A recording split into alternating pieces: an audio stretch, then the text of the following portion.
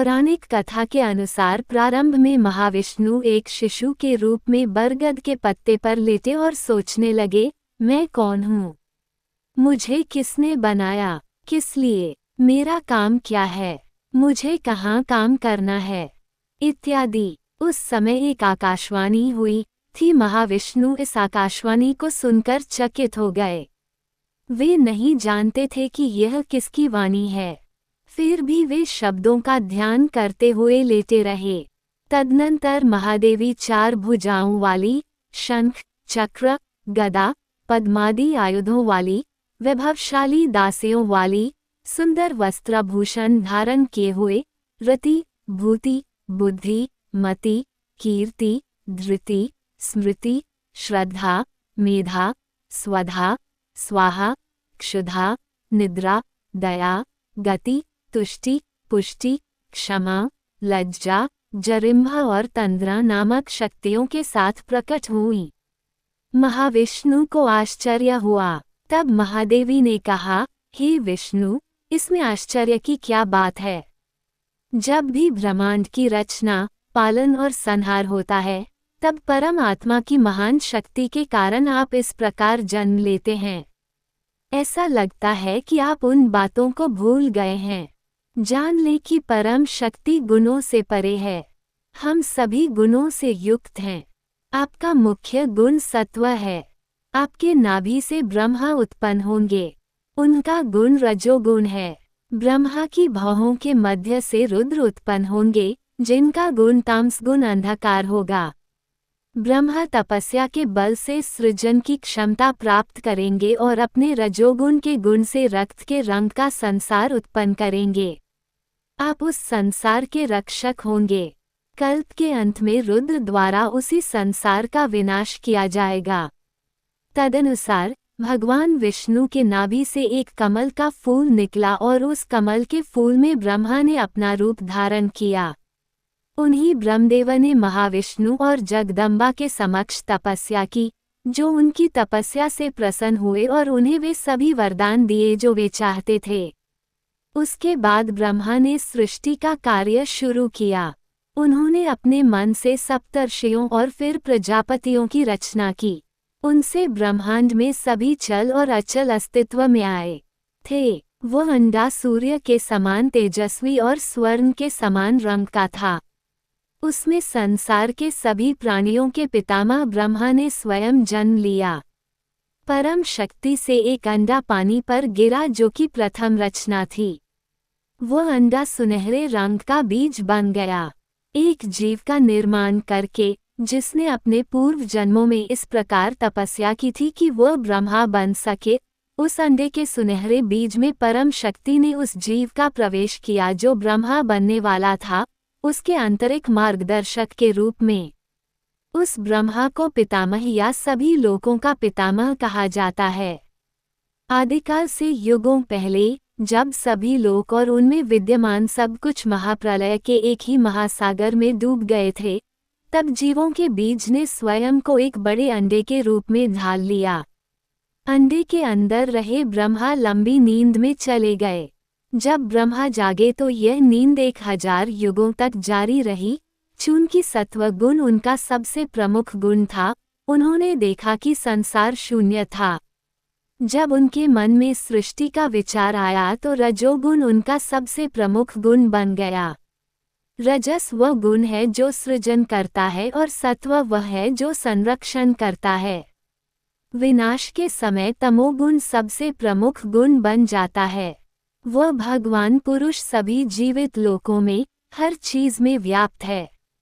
वह शाश्वत सत्ता ब्रह्मा, विष्णु, शिव हैं। ये जानकर कि संसार शुद्ध जल में पड़ा है, भगवान ने अंडे को चीर दिया। उसमें से ओंकार निकला। उसका पहला स्वर भू था, दूसरा स्वर भुव था और तीसरा स्वर स्व था। इसलिए वे भूर्भुवः स्वः कहलाए। फिर उसमें से सूर्य का तेज उत्पन्न हुआ और अंडे के मध्य में लोकों के पितामह ब्रह्मा उत्पन्न हुए। और ब्रह्मा ने ही वाल्मीकि को रामायण की रचना के लिए प्रेरित किया था। तमसा नदी के तट पर एक वनवासी बहेलिये ने प्रेम क्रीड़ा कर रहे 2 नर पक्षियों में से एक को मार गिराया। ये देखकर वाल्मीकि ने बहेलिये को श्राप दे दिया। ये श्राप वाल्मीकि के मुख से एक श्लोक के रूप में निकला, तारांकन तारांकन मां निषाद प्रतिष्ठाम त्वमग्मा शाश्वती समाः यत् क्रौंचमिथुनदेकम अवधीः काममोहितम, जो सुनी सुनाई बातों के अनुसार दुनिया की पहली कविता है।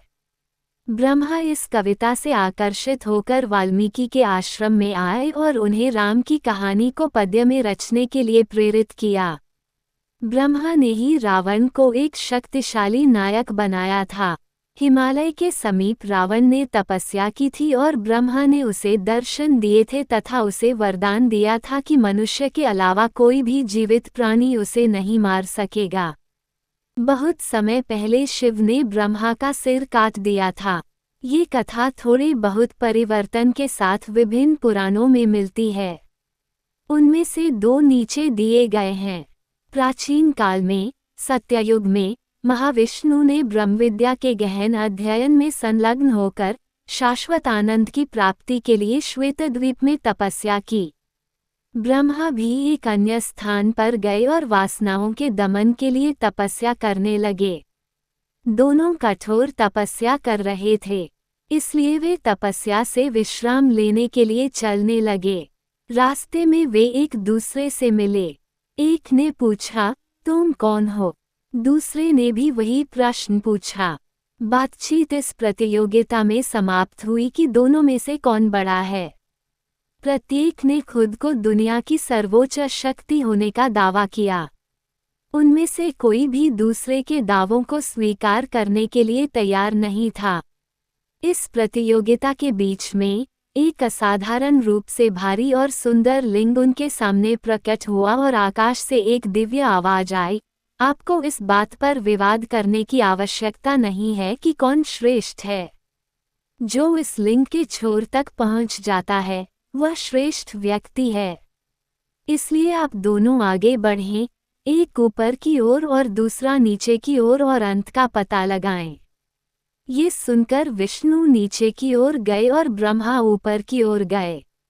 विष्णु ने बहुत समय तक यात्रा की और कोई अंत न पाकर प्रयास को व्यर्थ समझा और निराश होकर शुरुआती बिंदु पर लौट आए और बैठ गए। ब्रह्मा बहुत समय तक ऊपर की ओर यात्रा करते रहे, पर उन्हें कोई अंत नहीं मिला। रास्ते में उन्होंने आकाश से एक पांडनस पुष्प की पंखुड़ी उतरती देखी। ब्रह्मा ने उसे ले लिया और प्रसन्नतापूर्वक वापस लौटकर विष्णु से अभिमानपूर्वक कहा, देखो, मैंने ये पुष्प लिंग के सिर से लिया है। मैं तुम्हें विश्वास दिलाने के लिए लाया हूँ। तुम पराजित हो चुके हो, तो क्या तुम ये स्वीकार नहीं कर सकते कि मैं श्रेष्ठ हूँ? महाविष्णु को ब्रह्मा की बात पर विश्वास नहीं हुआ, इसलिए उन्होंने पांडनस पुष्प को अपने पास बुलाया और उससे प्रश्न किया। पांडनस पुष्प ने झूठी शपथ ली और ब्रह्मा के पक्ष में गवाही दी, जिन्होंने पहले ही पुष्प को अपने पक्ष में रहने के लिए कहा था। महाविष्णु को इस पर भी विश्वास नहीं हुआ और उन्होंने कहा, शिव इस पुष्प के साक्षी बने। ये सुनकर शिव उनके सामने प्रकट हुए और ब्रह्मा तथा फूल द्वारा किए गए छल को प्रकट किया तथा फिर पांडनस के फूल को श्राप दिया कि अब से शिव को अर्पित किए जाने वाले फूलों में इसका स्थान नहीं होगा। तब शिव क्रोधित हो गए और उन्होंने ब्रह्मा का एक सिर उखाड़ दिया। यही वह खोपड़ी है जिसका उपयोग शिव भिक्षा लेने के लिए करते थे। सभी लोक और उनमें विद्यमान सभी कुछ एक ही महासागर में जलमग्न थे। सूर्य, चंद्रमा, तारे, वायु, अग्नि, सब कुछ नष्ट हो गए थे। घोर अंधकार का दिन आया। घास, झाड़ियां सब नष्ट हो गईं। कुछ भी दिखाए और पहचाना नहीं जा सकता था। सभी विद्यमान और अविद्यमान नष्ट हो गए। भगवान कई हजार रातों तक लगातार सो रहे थे। रात्रि के अंत में भगवान ने रजोगुण धारण किया और सृष्टि के कार्य में लग गए। वे सभी वेदों और वेदांगों के ज्ञाता, 5 मुख वाले एक अद्भुत प्राणी के रूप में प्रकट हुए। 3 आँखों वाले, जटाओं वाले, एक हाथ में त्रिशूल और दूसरे में मोतियों की माला वाले और अंधकार रूपी एक अन्य प्राणी ने आकार लिया। उस प्राणी को पुरुष कहा गया। तब महात्मा ने अहंकार की रचना की। इसका प्रभाव ब्रह्मा और शिव पर पड़ा। अहंकार से अभिभूत होकर शिव ने ब्रह्मा से पूछा, आप कौन हैं? आपको किसने उत्पन्न किया? अहंकार से फूले हुए ब्रह्मा ने उत्तर में पूछा, आप कौन हैं? आपके माता पिता कौन हैं? मुझे सुनने दीजिए। ये वार्तालाप झगड़े में परिणत हुआ। भगवान की उत्पत्ति इसी झगड़े से हुई। जन्म लेते ही भगवान ने एक अद्वितीय वीणा ली और उसे बजाते हुए आकाश में चले गए। ब्रह्मा से पराजित होकर शिव ने अपना सिर झुका लिया और शर्मा गए। जब परमेश्वर इस प्रकार क्रोधित होकर खड़े थे, तब पांचवें मुख ने उनसे कहा, अंधकार को धारण करने वाले और 3 नेत्रों वाले तुम, इधर देखो, मैं तुम्हें सब बताता हूँ। तुम जो वायु को वस्त्र के रूप में धारण करते हो और बैल पर सवार होते हो, संसार के नाश करने वाले हो। ये शब्द सुनकर शिव और अधिक क्रोधित हो गए। उन्होंने अपनी तीसरी आंख खोली और ब्रह्मा को जलाने के लिए उनकी ओर स्थिर दृष्टि से देखने लगे। सूर्य के समान चमकते हुए मुखों को देखकर ब्रह्मा ने कहा, जब तुम जल पर प्रहार करोगे तो बुलबुले उत्पन्न होंगे, किंतु क्या उनमें कोई शक्ति है? ये सुनकर शिव ने अपने नाखूनों के अग्रभाग से ब्रह्मा का सिर उखाड़ दिया। तब 8 लक्ष्मी में से एक विजयलक्ष्मी ब्रह्मा की कोषपालिका थी। एक बार वे अपने कर्तव्यों के निर्वहन में लापरवाह हो गईं। ब्रह्मा ने क्रोधित होकर उन्हें शाप दे दिया, तुम रावण के पास जाओ और उसका महल संभालो। उन्होंने विनम्रतापूर्वक शाप से मुक्ति की प्रार्थना की। ब्रह्मा ने कहा, श्री राम के अवतार के समय हनुमान नामक एक वानर नायक श्री राम की पत्नी की खोज में लंका पहुंचेगा, जिसे रावण ने अपहरण कर लिया था। तुम उसका रास्ता रोकोगी और वह तुम्हें मार डालेगा। उस दिन तुम शाप से मुक्त हो जाओगी और तुरंत यहाँ वापस आ जाओगी। तदनुसार विजयलक्ष्मी का जन्म लंका में लंकालक्ष्मी नाम से हुआ। जब हनुमान लंका की ओर बढ़े तो उसने उन्हें रोका और उन्होंने उसे जमीन पर गिरा दिया। हिमवान की पत्नी मीना से कुटिला, रागिनी और पार्वती नामक 3 पुत्रियां और सुनाभ नामक एक पुत्र उत्पन्न हुए। तीनों पुत्रियां शिव को पति रूप में पाने के लिए तपस्या करने हिमालय चली गईं। तब वे 6 वर्ष की भी नहीं थीं। देवताओं ने उन्हें देखा। आदित्य और वसुओं ने तपस्या कर रही कुटिला को देवताओं के लोक में ले गए। सभी देवता एकत्र हुए और ब्रह्मा से पूछा, हे प्रभु, हमें ये बताने की कृपा करें कि क्या ये कन्या महिषासुर को मारने वाले पुत्र को जन्म दे पाएगी। ब्रह्मा ने उत्तर दिया, ये बेचारी कन्या शिव के तेज को सहन करने में सक्षम नहीं होगी, इसलिए इसे दूर कर दें। कुटिला ब्रह्मा पर क्रोधित हो गई और बोली, हे प्रभु, मैं शिव के असह्य तेज को सहन करने के योग्य बनने का प्रयास करूंगी। सुनो, मैं विधिपूर्वक तपस्या करूंगी और भगवान विष्णु को प्रसन्न करूंगी तथा शिव को अपना सिर झुकाने पर मजबूर करूंगी। मैं इस आशय की प्रतिज्ञा करती हूँ। ब्रह्मा क्रोधित हो गए और कुटिला से कहा, हे दुष्ट कुटिला, तूने मेरे वचनों का पालन नहीं किया, इसलिए मेरे शाप से तू जल में बदल जाएगी। ब्रह्मा के श्राप से कुटिला जल बन गई और ब्रह्मा के लोक में बाढ़ लाने लगी। जल के प्रवाह को देखकर ब्रह्मा ने ऋग, यजु, साम और अथर्व वेदों से चारों ओर मार्ग बना दिए। इस प्रकार बंधी हुई वह ब्रह्मा के लोक में ही रहती है। देवताओं ने रागिनी को भी ब्रह्मा के सामने ले जाकर वही प्रश्न किया। ब्रह्मा का उत्तर पहले जैसा ही था। वह भी क्रोधित हो गई और ब्रह्मा से बोली, मैं अपने परिवार में महिषासुर का वध करने वाले को जन्म देने के लिए घोर तपस्या करूंगी। ब्रह्मा ने उसे भी शाप दे दिया, तुम जानबूझकर मेरे वचनों की अवज्ञा कर रही हो, जिसे देवता भी अस्वीकार नहीं करेंगे, इसलिए तुम गोधूली के रंग बन जाओगी। इस प्रकार वह गोधूली के तेज रंग बन गई और उसका शरीर प्लेड्स में विभाजित हो गया। हिमवान की पुत्री पार्वती का पहला नाम काली था। उनका रंग काला होने के कारण उन्हें ये नाम दिया गया था। विवाह के बाद शिव और पार्वती ने विश्वकर्मा द्वारा निर्मित स्वर्ण भवन में गृहस्थ जीवन व्यतीत किया। एक बार शिव ने देवी को विनोदपूर्वक काली नाम से पुकारा। पार्वती क्रोधित हो गईं और अपने पति से बोली, बाण से लगा घाव ठीक हो जाता है। कुल्हाड़ी से पेड़ को काटोगे तो वह फिर उगाएगा।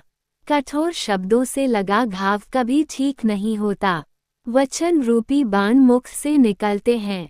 जो उनसे प्रभावित होते हैं वे दिन रात पीड़ा सहते हैं। बुद्धिमान लोगों को उन्हें दूसरों पर नहीं चलाना चाहिए। आपने उस सिद्धांत का उल्लंघन किया है। इसलिए मेरे स्वामी, मैं घोर तपस्या करने जा रही हूँ। मैं ऐसी स्थिति बनाने का प्रयास करूंगी कि आप मुझे फिर से काली नाम से न पुकारें। ऐसा कहकर पार्वती ने परमेश्वर को प्रणाम किया और विदा लेकर वे ऊपर चली गईं और हिमालय की चोटी पर पहुंचकर जया, विजया, जयंती और अपराजिता के बारे में सोचने लगीं। वे तुरंत काली को देखने पहुंच गईं। उन्होंने अनुमति ली और पार्वती के पास रुककर उनकी सेवा करने लगीं। जब पार्वती तपस्या में लीन थी, तब हिमालय के जंगलों से एक बाघ अपने दांतों और पंजों के हथियार लेकर वहां आया। उमा पार्वती एक पैर पर खड़ी थीं। बाघ सोचने लगा, जब इसकी जरूरत होगी तब मैं ये करूंगा। ऐसा सोचते हुए उसने देवी के चेहरे को घूरती आंखों से देखा और परिणामस्वरूप उसकी एक आंख चली गई। ब्रह्मा शब्द का उच्चारण करते हुए देवी ने 100 वर्षों तक तपस्या की।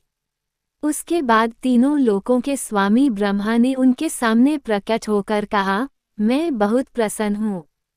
तुम्हारी तपस्या निष्कलंक थी, अपना वर मांगो। काली ने उत्तर दिया, हे कमल पुत्र, पहले इस बाघ को वर दो, यह मुझे प्रसन्न करेगा। तब ब्रह्मा ने उस अद्भुत बाघ को गणों का नेतृत्व, शिव की भक्ति, अजेयता और धर्म का वरदान दिया। बाघ को यह वरदान देने के बाद ब्रह्मा ने पार्वती से कहा, अब अंबिका, अपना वर मांग लो। संकोच मत करो, मैं वरदान दूंगा। तब पार्वती ने वर मांगा, ब्रह्मा, मुझे स्वर्ण रंग दो। ब्रह्मा ने कहा, ऐसा ही हो, और अंतर्ध्यान हो गए। पार्वती का काला रंग गायब हो गया। वो कमल के फूल के रेशे के समान रंग की हो गई। फेंकी गई त्वचा से कात्यायनी का जन्म हुआ। तब इंद्र प्रकट हुए और उन्होंने उसे उपहार के रूप में मांगा। इंद्र ने स्वर्ग की ओर से पार्वती से अनुरोध किया, मुझे उसे लेने दो। ये कौशिकी मेरी बहन हो। क्योंकि वह आपके क्रोध से पैदा हुई थी, इसलिए वह कौशिकी है, मैं भी कौशिक हूँ। देवी ने सुंदर कौशिकी को इंद्र को दे दिया। सहस्राक्ष से विंध्य पर्वत पर ले गए। जब वे वहां पहुंचे तो इंद्र ने उसे बताया, तुम इस पर्वत पर रहो, देवताओं द्वारा सम्मानित और पूज्य हो। तुम विंध्यवासिनी के नाम से जानी जाओगी। उन्होंने वहां देवी की प्रतिष्ठा की। उन्हें उनके वाहन के रूप में एक सिंह दिया गया। तुम असुरों का नाश करो। ऐसा कहकर इंद्र स्वर्ग लौट गए। बहुत पहले चाक्षुष मनवंतर में ब्रह्मा ने सह्य पर्वत पर एक यज्ञ करने का निश्चय किया और इसके लिए तैयारियां की गईं। ब्रह्मा, विष्णु और शिव के साथ आए। भृगु और अन्य ऋषियों ने अपना स्थान ग्रहण किया। महाविष्णु ने ब्रह्मा की पत्नी स्वरादेवी को बुलाया, लेकिन वे आने में बहुत देर कर रही थीं। ऋषि भृगु ने विष्णु से कहा, आप स्वयं देवी को बुलाने गए हैं, लेकिन वे बहुत देर कर रही हैं। शुभ मुहूर्त समाप्त होने वाला है, तो हम अनुष्ठान कैसे शुरू करें?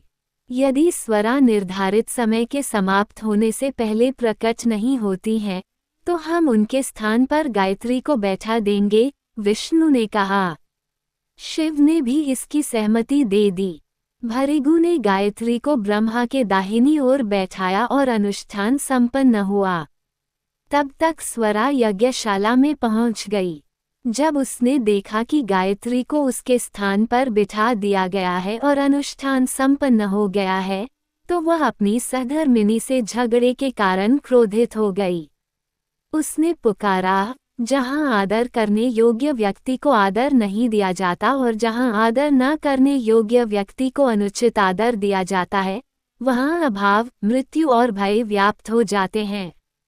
उसने मेरे स्थान पर दाहिनी ओर बैठने का दुस्साहस किया, अतः वह दुबली हो जाएगी और एक नदी बन जाएगी जो संसार में दिखाई नहीं देगी। तुम सब नदियां बन जाओगी, क्योंकि तुमने मुझसे निम्न व्यक्ति को मेरे स्थान पर रखा है। स्वरा का शाप सुनकर गायत्री कांप उठी और स्वरा को भी नदी बन जाने का शाप दे दिया। स्वरा के नदी में परिवर्तित होने से पहले ब्रह्मा और अन्य देवता उठे और शाप से मुक्ति की प्रार्थना की। स्वरा ने कहा, देवताओं, तुमने यज्ञ के आरंभ में गणपति को आहुति नहीं दी, इसलिए मेरे क्रोध के कारण ये भंग हुआ है। मेरा श्राप व्यर्थ नहीं हो सकता, इसलिए तुम में से प्रत्येक अपने अपने भाग से नदी बन जाओ और हम, तुम्हारी पत्नियां भी अपने अपने भाग से नदियां बन जाएंगी और पश्चिम की ओर बहेंगी। इस प्रकार ब्रह्मा, विष्णु और महेश्वर अपने अपने अंशों के साथ नदियां बन गए। ब्रह्मा तेज बहने वाली कुकुदमती बन गए, महाविष्णु कृष्णा नदी में बदल गए और शिव वेणी नदी बन गए। देवताओं ने भी अपने अपने अंशों को नदियों में बदल दिया और सह्य पर्वत से पूर्व की ओर बहने लगे और उनकी पत्नियां अपने अपने अंशों से नदियों में बदल गईं और पश्चिम की ओर बहने लगीं। स्वरा और गायत्री दो नदियों के रूप में पश्चिम की ओर बहती थीं और फिर एक नदी के रूप में मिल गईं जिसे सावित्री कहा जाता है। ब्रह्मा द्वारा यज्ञ में पवित्र किए गए विष्णु और शिव को बाला और अतिबला कहा जाने लगा। बहुत समय पहले ब्रह्मा और विष्णु हिमवान के पास शिव से मिलने गए। उन्होंने अपने सामने एक चमकता हुआ लिंग देखा। ये बहुत बड़ा था। उनमें से एक उसका अंत जानने के लिए नीचे की ओर गया और दूसरा ऊपर की ओर। दोनों ऊपर या नीचे पहुँचे बिना वापस लौट आए और तपस्या से उन्होंने शिव को प्रसन्न कर लिया, जो उनके सामने प्रकट हुए और उनसे पूछा कि वे क्या वरदान चाहते हैं। ब्रह्मा ने शिव से अपने पुत्र के रूप में जन्म लेने के लिए कहा। शिव को ये पसंद नहीं आया और उन्होंने कहा कि कोई भी ब्रह्मा की अत्यधिक इच्छा के कारण उनकी पूजा नहीं करेगा। विष्णु ने अनुरोध किया कि उन्हें शिव के चरणों का सेवक बना दिया जाए। इस प्रकार विष्णु ने शिव की शक्ति के रूप में अवतार लिया। वह शक्ति पार्वती हैं। तो विष्णु और पार्वती एक अर्थ में एक ही हैं। ब्रह्मा का निवास महामेरु पर्वत की चोटी पर है। वहाँ 9 नगर हैं। मनोवती जो मध्य में है, ब्रह्मा की नगरी है। मनोवती के पूर्व में अमरावती है, जो इंद्र की नगरी है। दक्षिण पूर्व कोने में राजोवाती है, जो अग्नि की है। ब्रह्मपुरी के दक्षिण में संयमनी नगरी है, जो यम की नगरी है। दक्षिण पश्चिम कोने में निर्रीति नगरी है। इसका नाम कृष्णजना है। पश्चिम में श्रद्धावती नामक नगरी है। ये भगवान वरुण का निवास स्थान है। उत्तर पश्चिम कोने पर गंधावती नामक नगर है, जो भगवान वायु का निवास स्थान है। ब्रह्मपुरी के ठीक उत्तर में कुबेर का नगर है। इसे महोदया नाम से जाना जाता है। उत्तर पूर्व कोने पर शिव का नगर है। इसे यशोवती के नाम से जाना जाता है। भगवान रुद्र ने वरुण का रूप धारण करके यज्ञ किया। बहुत से तपस्वी, सभी देवता, अग्नि आदि, देहधारी वश्क्रा तथा सभी यज्ञांग यज्ञशाला में आए। सभी साधन, सभी महिमाएं जो हजारों की संख्या में थीं, आकार लेकर यज्ञ में आईं। वीरता के वस्त्र पहने हुए ऋग्वेद वहां आए। सभी शकुन, सभी वाणी, सभी भावनाएं, वेद सूक्तों के उच्चारण की सभी व्युत्पत्तियां, सभी स्वर भक्तिकाएं, उनका सभी वैदिक छंदों और उनके सिद्धांतों का नेत्र, सभी संयम और दान, सभी वेद, उपनिषद, सिद्धियां, सावित्री, भूत, निकट और सुदूर भविष्य, ये सभी वहां आए। भगवान शिव ने उन सभी को पकड़ लिया। उन्होंने अपनी आत्मा से अपनी आहुति दे दी। यज्ञ ने अनेक रूप धारण किए और तेज बिखेरा। परम शिव स्वर्ग हैं, आकाश हैं, पृथ्वी हैं, आकाश हैं और पृथ्वी के पति हैं, सभी सिद्धियों के स्वामी हैं, महान हैं और तेज के स्वामी हैं। इन भगवान की स्तुति ब्रह्मा, शिव, रुद्र, वरुण, अग्नि और प्रभावती नामों से की जाती है। शिव समस्त लोकों के राजा हैं। तपस्या, यज्ञ, व्रत, सभी दिशाएं और दिशाओं के देवता, इंद्र, देवियां, लोकों की माताएं, ये सभी रूप धारण करके भीड़ की संख्या में यज्ञ में आए। वरुण रूपी परमेश्वर के यज्ञ को देखने वाले सभी लोग बहुत प्रसन्न हुए। प्रसन्न देव दासियों को पंक्तियों में खड़ा देखकर ब्रह्मा में काम उत्पन्न हुआ। उनका वीर्य स्खलित हो गया। आदित्य ने वह पृथ्वी ली जिस पर वीर्य गिरा था और उसे यज्ञ की अग्नि में फेंक दिया, जो भयंकर रूप से धधक उठी। ब्रह्मा जो आहुति देने वाले बने थे, उनका पुनः वीर्य स्खलित हुआ। उन्होंने उसे यज्ञ की कलछी में लिया और मंत्रोच्चार के साथ उसे यज्ञ की अग्नि में इस प्रकार अर्पित कर दिया मानो वह घी हो। शक्तिशाली वीर्य में सत्व, रज और तम के 3 गुण समाहित थे। रज के गुण से जीवित जगत उत्पन्न हुआ जिसका उद्देश्य क्रियाशीलता था। तेज सत्व का वह गुण है जो जीवित और निर्जीव जगत में प्रवेश कर गया। ये सभी को प्रकाश देता है। यह विवेक की शक्ति भी देता है। अग्नि में अर्पित वीर्य से देवताओं के गुणों वाले शरीर वाले 3 पुत्र उत्पन्न हुए। भरजन नामक ज्वाला से उत्पन्न पुरुष अंगिरस इन 3 तेजस्वियों के अतिरिक्त यज्ञ की अग्नि से अन्य तेजस्वियां भी उत्पन्न हुईं। अग्नि की मरीचियों से कश्यप के पिता मरीचि उत्पन्न हुए। यज्ञशाला के फर्श पर बिछाई गई कुशा से, अग्नि की अग्नि से, कश्यप के पिता मरीचि उत्पन्न हुए। बालक हिल्य उत्पन्न हुए। कुश से अत्रि भी उत्पन्न हुए। तप से बलवान और समस्त सद्गुणों के अधिष्ठान बने हुए वैखानस नामक श्रेष्ठ तपस्वी यज्ञ की भस्म से उत्पन्न हुए। यज्ञ की आँखों के समान अग्नि की धारा से सुंदर अश्विन उत्पन्न हुए। अग्नि के कानों से शेष प्रजापति उत्पन्न हुए। अग्नि की त्वचा के रोम छिद्रों से तपस्वी उत्पन्न हुए। पसीने से छंद और बल से मन उत्पन्न हुए। इसी कारण वैदिक विद्वान और श्रुति के ज्ञाता तथा वेद की श्रेष्ठता को देखने वाले लोग अग्नि को समस्त देवताओं का योग कहते हैं। अग्नि को पोषित करने वाले वृक्षों को मास कहते हैं। वृक्ष के रस को पक्ष कहते हैं। वृक्ष के मूल भाग को रात और दिन कहते हैं तथा ज्वालाओं को मुहूर्त कहते हैं। अग्नि के रक्त से रुद्र उत्पन्न हुए तथा स्वर्ण रंग के मैत्र देवता भी अग्नि के रक्त से उत्पन्न हुए। अग्नि के धुएं से वसु, अग्नि की ज्वाला से रुद्र और अत्यंत तेज वाले आदित्य उत्पन्न हुए। आकाश में अपने स्थान पर स्थित ग्रह और तारे अग्नि के अंगार हैं। ब्रह्मा ने घोषणा की कि अग्नि ही ब्रह्मा है, जो परम आत्मा है, सनातन है तथा सभी कामनाओं के दाता हैं।